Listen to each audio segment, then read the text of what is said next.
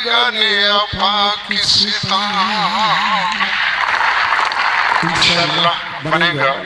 अब उसमें मैंने थोड़ी सी तब्दीली की है, आपकी नजर करता हूँ। अभी मुश्किल वक्त है यार, ना हिम्मत हार, अच्छे दिन आएंगे यकीनन आएंगे। अभी मुश्किल वक्त है यार, ना हिम्मत हार, अच्छे दिन आएंगे यकीनन आएंगे इंशाअल्लाह।